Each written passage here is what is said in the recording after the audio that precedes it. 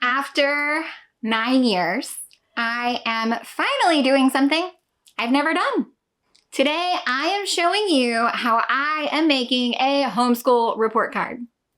Yeah, never had to do this before. Welcome back to Making Everyday Magic. My name is Shanna, and if you're new here, we're a homeschooling family of 4. We're in our 9th year of homeschooling. I have an 8th grader and a 4th grader, and today I'm showing you how I am making a homeschool report card.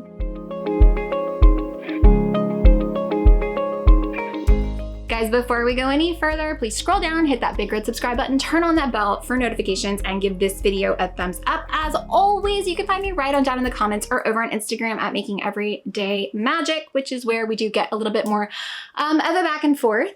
So any kind of immediate questions or things like that, I do try to stay in my comments here, but if you want some kind of chatter, over there is definitely better. So, 1, motivation for this video and also motivation for this new setup. So this is twofold, okay? I've got all this gear here. If I think about it, I'll insert a photo from like the other side. This is our playroom. We recently figured out a better way to structure it so that it's just more usable. Space is more usable. This I felt like was a nice backdrop that is pretty consistent. Maybe a little motivation to help for my kids to keep it clean. But all of this new gear, lighting, things like that are going to be pulling double duty. One is keeping me lit. Isn't it great? Great lighting is like the biggest thing. And then also allowing me to do things for my big kids' creative pursuits. And that is actually why I need to make a report card. So, Big Kid, if you are unfamiliar, has chosen to pursue theater. And with that comes a lot of intensives and specialized classes and things like that. We recently were made aware of an opportunity that could help us cover some of those costs and make some things a bit more accessible for her. So, one of the things that you do is you do a full-on application. So we've got letters of recommendation, we've got parental letters, what you intend to do if they decide to help fund a piece of your dream. And with that comes, it is open to homeschoolers. However, a required report card is necessary. So that means this homeschool mama is stepping out of her comfort zone and for the first time, creating a homeschool report card that will actually go to people who are going to be evaluating it. So no pressure, right? No pressure. Now, yeah, that's where we're at. That's how we got to now. And I figured I would share this process with you because again, I've never done it. Maybe you've never done it. And now you can have some ideas on how to do it. So I'm going to pop over to the computer and show you our report card creation process.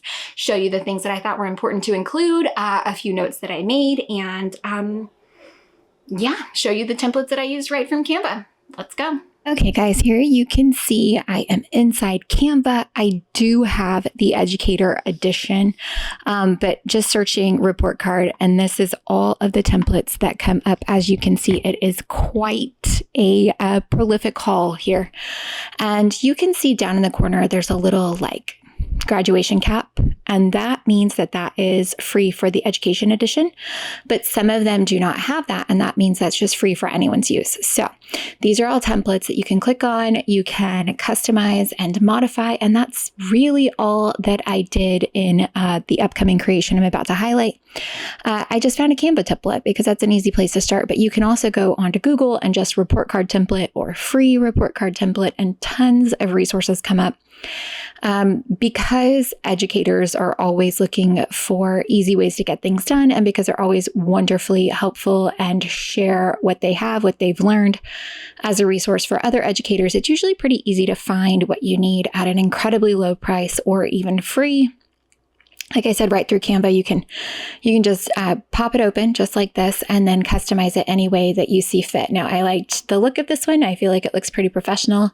I did struggle a little bit on trying to decide what to include. And that is where I did Google, what to include on a report card. And I did pop it into ChatGPT to see what the recommendations were. And basically, very similar to when we talked about mistakes on transcripts, you want it to look professional.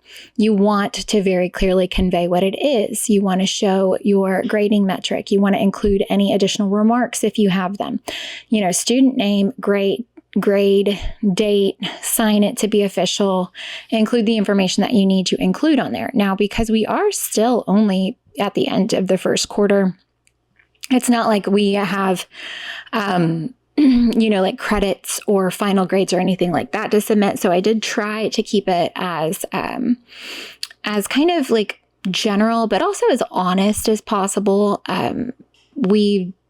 With homeschool grading, it gets a little weird because, my kids are given the opportunity to do their best, right? And to have a tailor-made education. And with that often does come what I feel like are pretty high grades.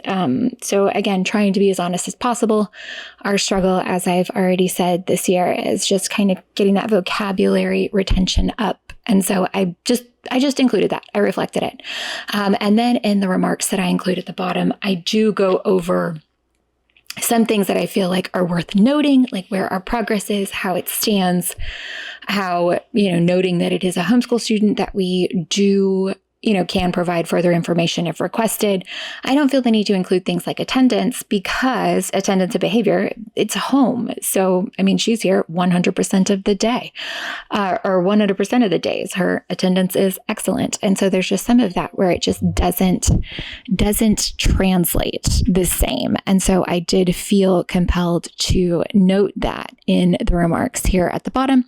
And other than that, it just really is fairly simple and straightforward, but it is something that it took me a little bit of work, a little bit of Googling to really wrap my head around, finding what I felt like was the right template, helping myself understand what I did need to articulate well, what I wanted to convey, what I wanted to come across. And therefore, it took a little bit. And that is one of the reasons, one of the big motivations for why I wanted to share this with you. It's not something I've done. You may be in the same boat. You're not sure what to do. And I did go through that little bit of extra effort of including some of the graphics that I had put. I made ourselves like homeschool ID cards. And so I just want to keep a very professional look. I don't want people to look at it and have any question about validity or, respectability or anything like that. And so for me, it was really important to make sure we've got consistent branding, consistent logoing, something that does kind of automatically trigger you to go, okay, this is official, instead of looking at it and going, okay, this one stands out because it doesn't look like the rest, or it doesn't show up or present in the same manner. And for me, this is what I have branded our homeschool. It helps me keep it more professional in my brain. And I just like the look of it. I like the idea of it. So for me, this is something that I like to keep consistent across my homeschool materials that I do create. I will do the same thing, include on the transcript, our homeschool ID cards, and our report cards. Because again, for me, it just adds a level of professionalism that I want to make sure that I am maintaining so that we just don't get added unnecessary scrutiny when it comes to the homeschool things that we are providing to institutions and providing for further review and further things like that. I just don't want anything that stands out. So this is the approach that I've taken. This is my final product. I will fill in the rest of the details being, official name and sign in date, and have it ready to send over. So this is a DIY homeschool report card. That's it, guys. That's it. I hope this is enough. If you've done this in the past and you have any points, anything at all that you would share with the group, please do. I do not pretend to be an expert. I come here and I share what I am learning, using, utilizing along the way as I'm finding out about them, because, well, this is the process that I use. If you're an expert, if you have any further information to provide to me or to the rest of us, please do, because it is so incredibly invaluable. Like I said, I'm not an expert. I don't have expertise doing these things. This is my first time, and I've homeschooled for almost a decade. So this is sure to come up again, and it may be something that has come up for you where maybe you didn't have anything that you do have to do. Like here in Texas, we don't have portfolios, attendance, reporting, notifications, letters of intent. We don't have any of that. So for me, this report card is really the first full official thing that I am submitting to someone else about this entire process. So please help a girl out. Let me know if I've just done it wrong, if I could improve, ways to help out. If you have any expertise at all to offer, share with the group down in the comments or over on Instagram at Making Everyday Magic. As always, while you're down there, please hit that big red subscribe button, turn on the bell for notifications, and find me down there or over on Instagram. Like I said, everything I've talked about, as always, will be linked in the description box below so that you can easily find it. I hope it is incredibly helpful. Bye, guys.